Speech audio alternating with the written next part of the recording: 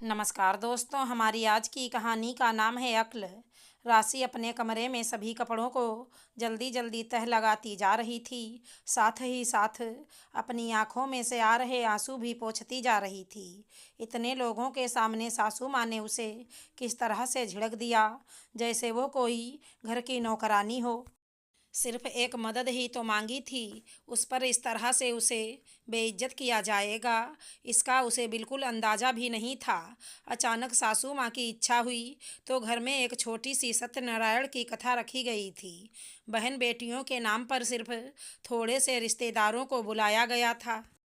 थोड़े से रिश्तेदार, दोनों मौसी सास का परिवार, दोनों बुआ सास का परिवार, छोटी ननद कनक जिसकी पिछले साल शादी हुई थी, उसके सास ससुर पति देवर आदि को बुलाया गया था। थोड़े थोड़े करके 30 लोग तो कम से कम रिश्तेदार ही हो गए।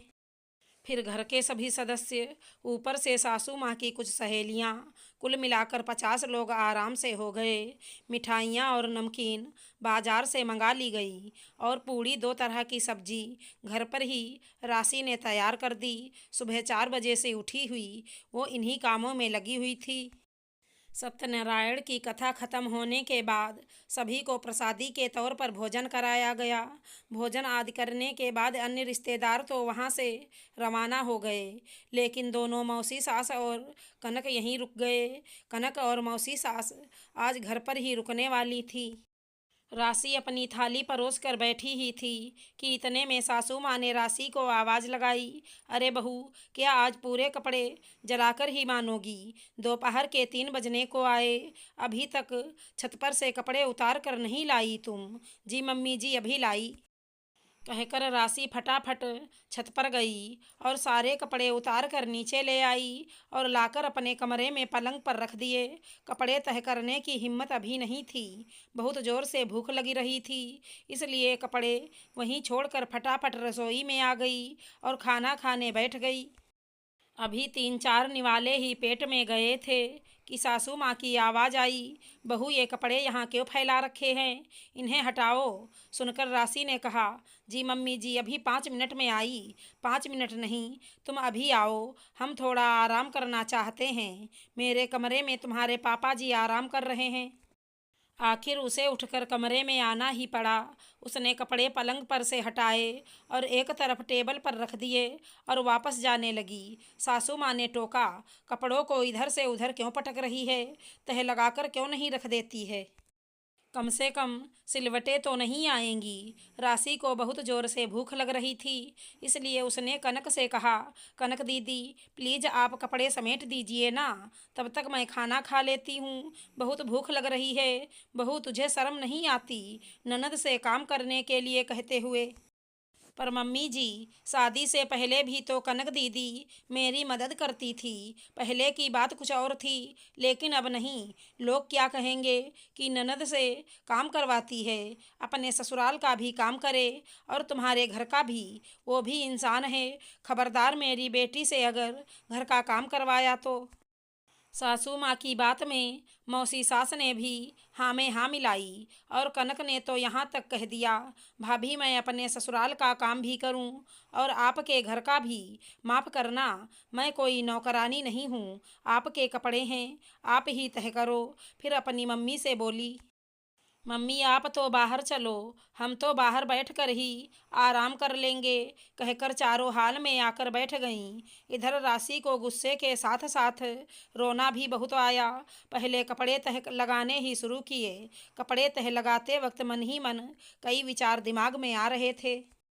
सिर्फ एक मदद मांगने पर अगर ननद रानी नौकरानी हो गईं तो मैं क्या हूँ? जब कनक की शादी के 3 महीने बाद उसके ससुर जी रिटायर हुए थे और उन्होंने काफ़ी बड़ा प्रोग्राम किया था, तब भी मैं जब तक वहाँ रही तब तक उनके घर में कनक की मदद में लगी रही।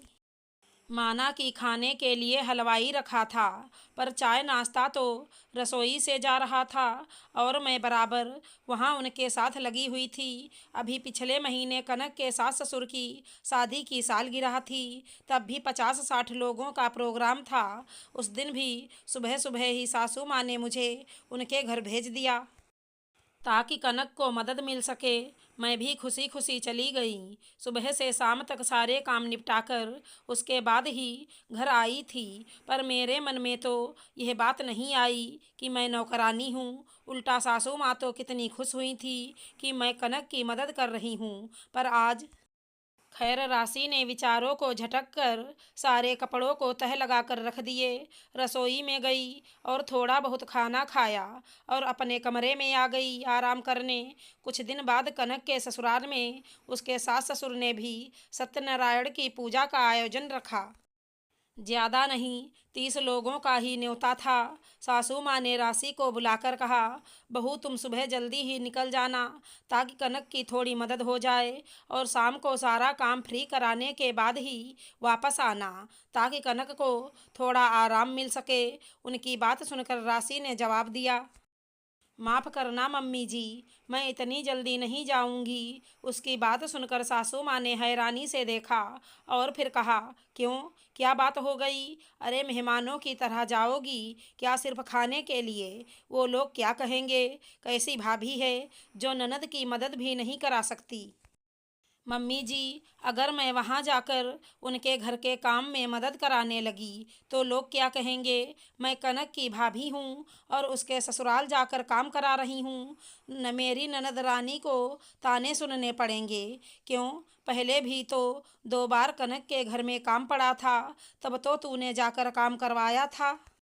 अब क्या हो गया जो तू मना करने लगी? सासू माँ ने तुनकते हुए कहा। सुनकर राशि ने कहा, मम्मी जी, तब मुझ में अकल नहीं थी, पर क्या है ना कि अपने घर में जब सत्यनारायण का काम हुआ तो मुझे समझ में आया कि लोग हमारे बारे में बातें बनाते हैं कि हम किसी के घर जाकर काम में मदद क्यों करें। और वैसे भी मैं अपने ससुराल का काम करूंगी, किसी और के ससुराल से मुझे क्या लेना देना। राशि कहकर अपने कमरे में चली गई। आगे सासू माँ से कुछ कहते ही न बना। आज उन्हीं की बात उन्हीं पर उनकी बहू ने पलट दी थी। आशा करती हूँ हमारी कहानी अच्छी लगी होगी। धन्यवाद दोस्तों।